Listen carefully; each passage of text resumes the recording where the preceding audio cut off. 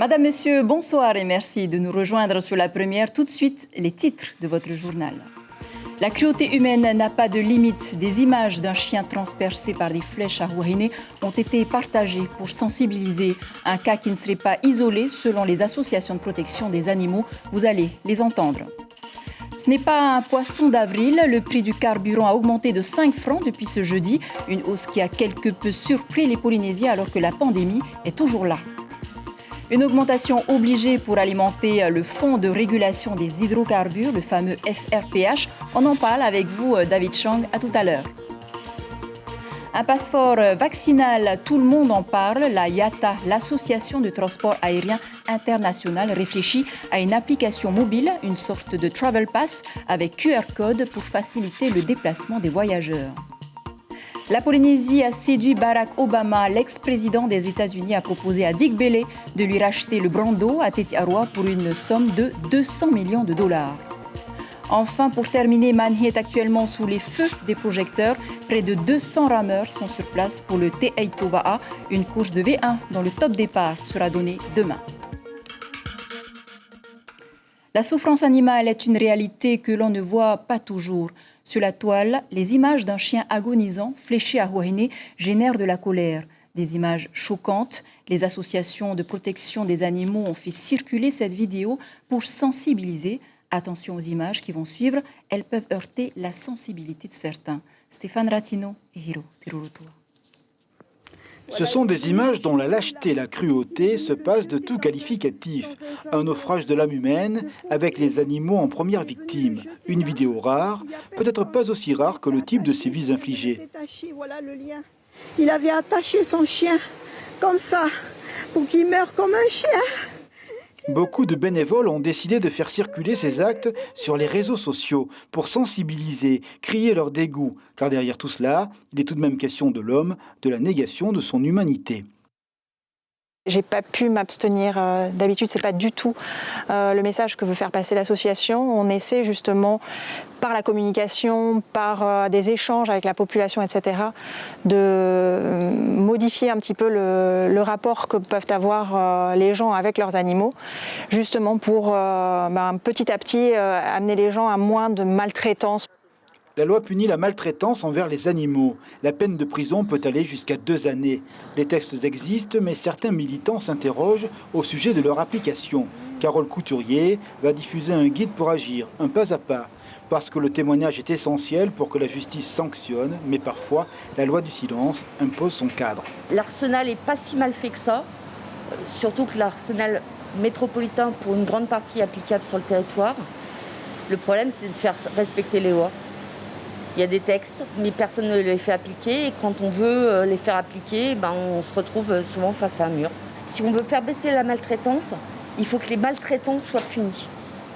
Tant que les maltraitants ne seront pas poursuivis, ça continuera. Ils ne sont pas poursuivis parce que la population ferme les yeux ? Il y a une partie de ça. Il y a aussi la peur d'avoir des problèmes avec le voisin.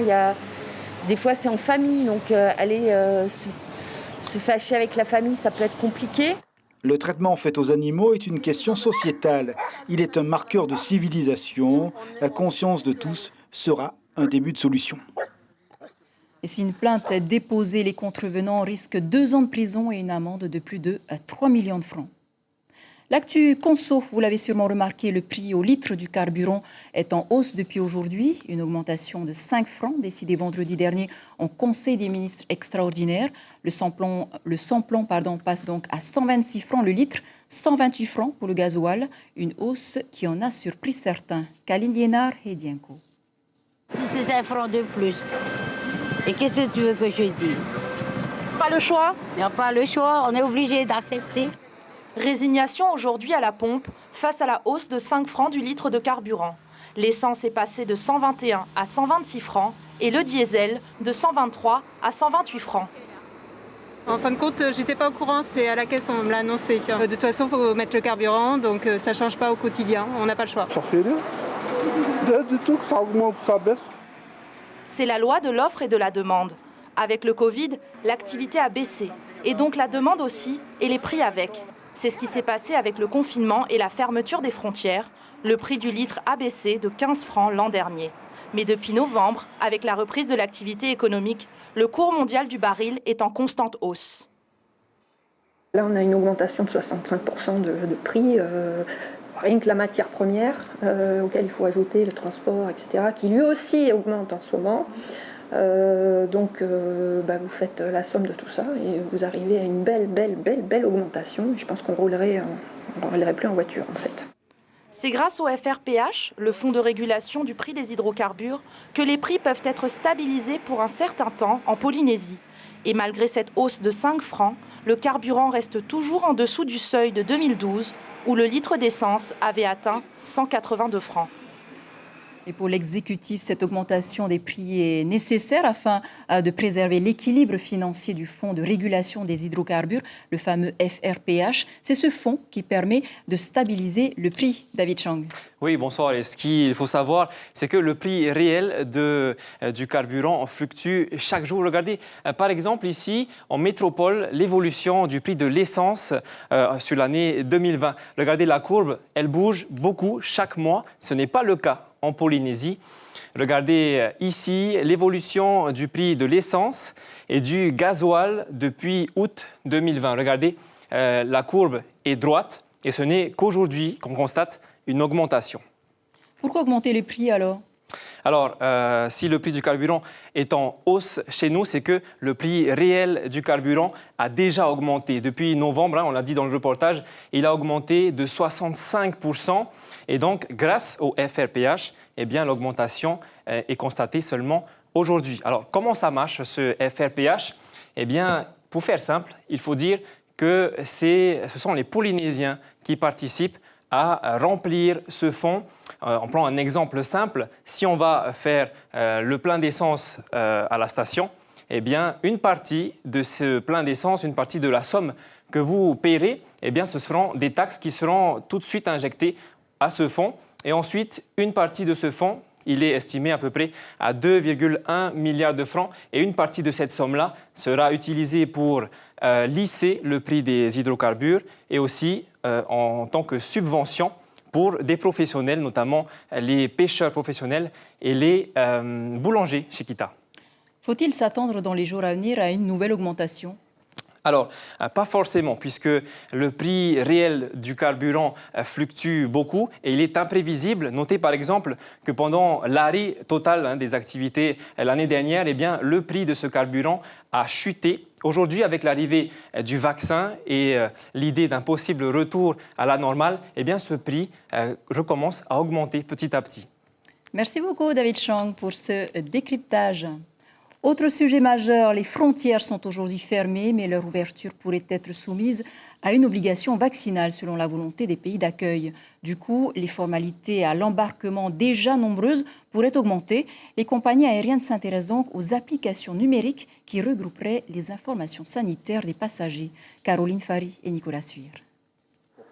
Le passeport de santé numérique, tout le monde en parle, mais il n'est toujours pas entré en vigueur. Pourtant, il semble avoir déjà intégré l'esprit des voyageurs. Si ça fait du bien à tout le monde, pourquoi pas ? Ça ne me pose pas de problème. Personnellement, je leur montrerai, oui. Je pense que ça serait évident. Ça serait évident de donner le passeport vaccinal au cas où pour faire, surtout pour les contrôles. Je pense que c'est mieux de demander si on les a vaccinés ou pas par rapport aux personnes âgées, ouais, ça serait bien. Aujourd'hui, les justificatifs exigés à l'embarquement sont devenus le quotidien de bon nombre de compagnies et un casse-tête pour les passagers. Aussi, la IATA, l'association de transport aérien international, réfléchit à une application sur mobile avec QR code qui intéresse déjà bon nombre de transporteurs. Son nom, Travel Pass, un gain de temps considérable de la vie des professionnels avec protection des données garanties. Toutes ces applications sont conformes au RGPD. Donc on n'a pas accès au dossier médical, ça c'est important. C'est juste une information. Je suis vacciné, je ne suis pas vacciné. J'ai été testé, je n'ai pas été testé. C'est des informations assez simples que vous produisez en papier.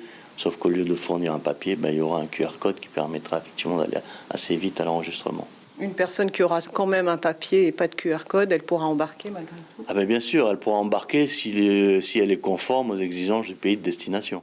Au final, chaque pays sera souverain quant à l'obligation vaccinale ou pas à sa frontière.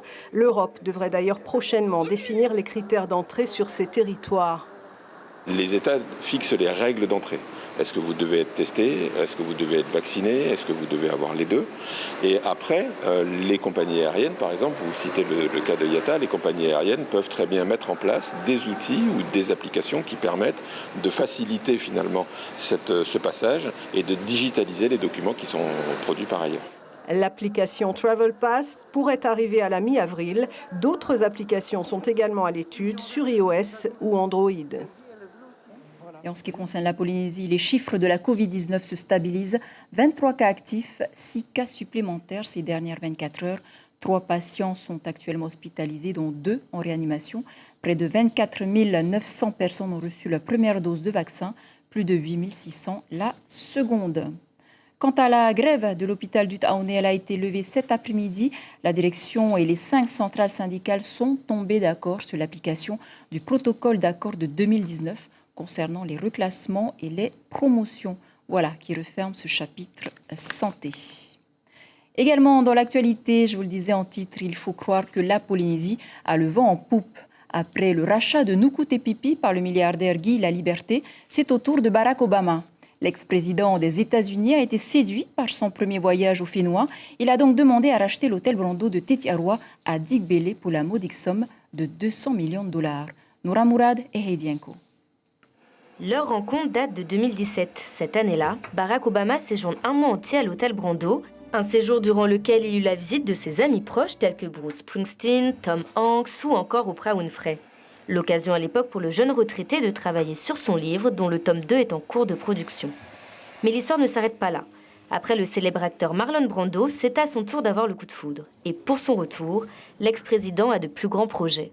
J'ai été contacté par le fonds d'investissement d'Obama. Vous savez qu'en ce moment, il a un peu copié la manière Trump, c'est-à-dire il a sur Internet, il contacte tous les électeurs américains qui veulent bien donner de l'argent et monter un fonds d'investissement qui est le fonds d'investissement Obama Fund. Il a contacté le propriétaire du Brando et son fonds d'investissement serait intéressé de racheter le Brando, l'hôtel Brando ici à Tahiti.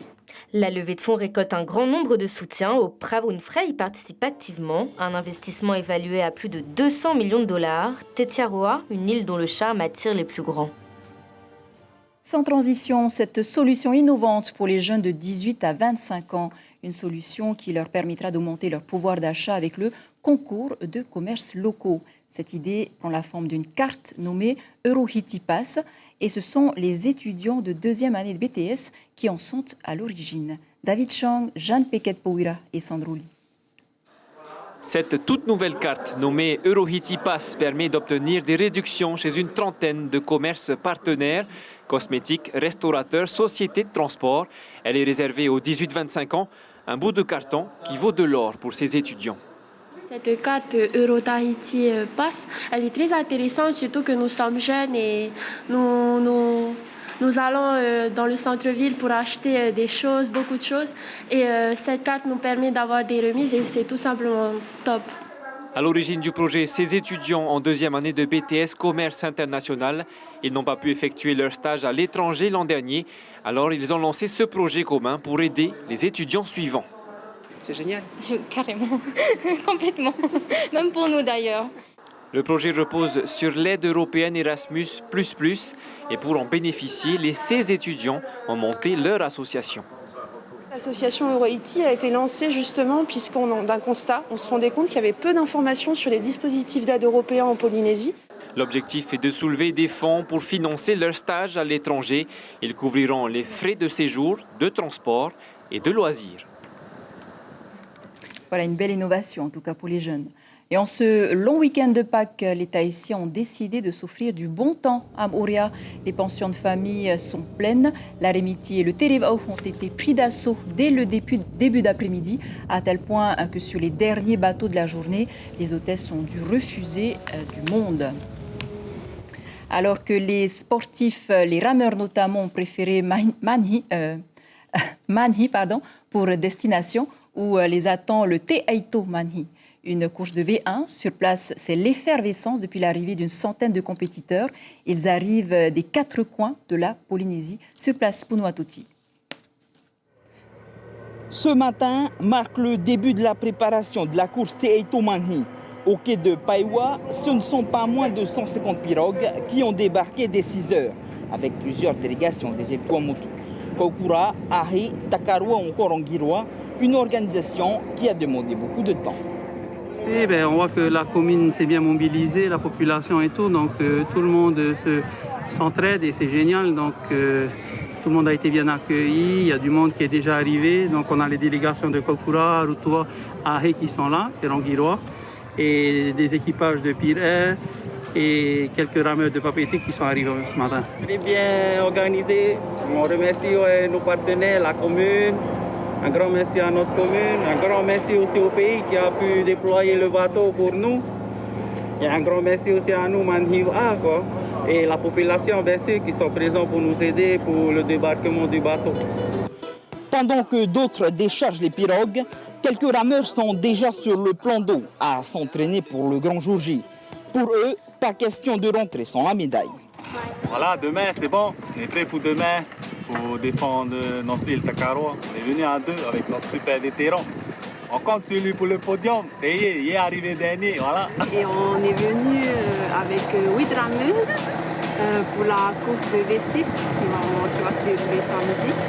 Et bien sûr, on est venu chercher la première place. J'espère arriver au moins sur le podium pour cette année, vu que voilà, il y en a des belles brochettes de champions qui vont arriver dans ma catégorie. J'essaierai de pouvoir défendre en mieux le titre que j'ai gagné en 2019 ici à Manhi. Parmi tout le monde, peut-être on peut remporter, mais d'entrer dans les top 5 des Tahiti, ça ne sera pas facile, quoi. Mais bon, on va essayer quand même. Au total, plus de 200 personnes sont attendues. Le départ sera donné dès demain, 13h, 3 catégories, junior, senior et vétérans.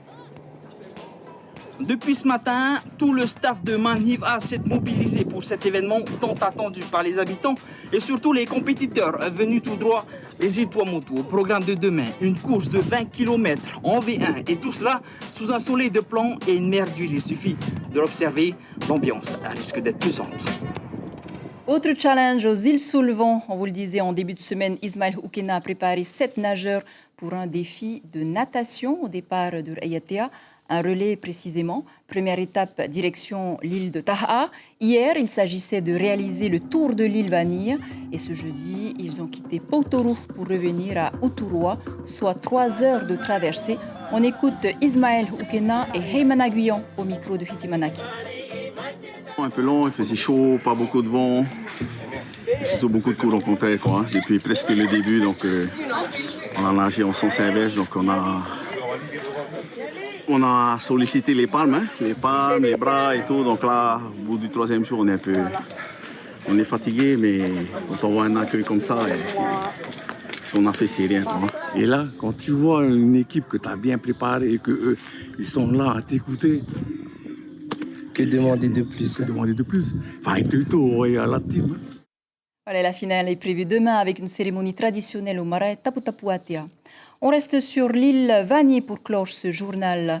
Ils sont isolés sur leur petit motu. Moya et Temei savent comment faire pour faire donc voyager les visiteurs.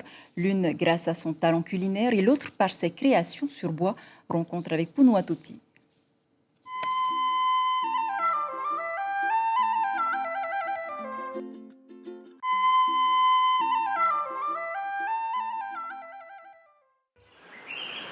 Sur ce motu, chaque matin, Flavia se rend dans la cocoterie. Le lait de coco récolté est destiné à la confection de yaourts. Avec Moya, elles travaillent toutes deux dans une petite structure hôtelière. Mais depuis l'annonce de la fermeture des frontières et la baisse de fréquentation, leurs heures de travail ont été réduites. Elles se relaient donc pour la préparation de ces yaourts appréciés de la clientèle. Pour une dizaine de pots, il faut compter 1 litre de lait et de la patience. Voici les ingrédients pour faire le yaourt de Moya. Une fois avoir tout remué, on les verse dans un petit pot qu'on les laisse reposer pendant 4 heures au bain-marie. Un peu plus loin, on retrouve Temei. C'est lui qui fait l'entretien des plages et de la cocoterie. on le retrouve désormais occupé dans l'atelier où il crée en ce moment la nouvelle collection d'objets décoratifs et de plats pour l'hôtel. Il utilise pour cela du bois massif trouvé sur le motu. Voilà ce que nous fabriquons pour habiller les bungalows. Parmi les objets fabriqués, il y a le umete. Pour Temei, utiliser des matières naturelles, c'est important pour une gestion durable des ressources. Je suis habitué à utiliser ce matériel. Il y a le rabot, l'oli ou encore l'onduleur.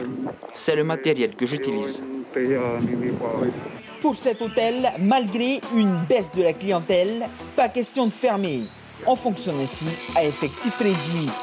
Une décision qui permet tout de même de conserver le personnel.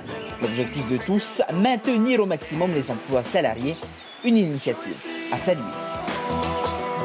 Voilà qui referme cette édition dont je vous rappelle l'information principale. Halte à la violence sur les animaux. C'est le message des associations de protection par rapport aux images du chien fléché mortellement à Huahine lundi. Un cas qui ne serait pas isolé. Voilà pour l'essentiel de l'actualité. Merci de nous rester fidèles. 5 heures, vos infos radio. Aux commandes de vos journaux du week-end, Belinda Tumatariri et Jeanne Pequet Pouira. Restez avec nous pour une nouvelle famille à l'honneur dans Paoaura, 20h05, Game of Bros. Très belle nuit sur la première, à lundi.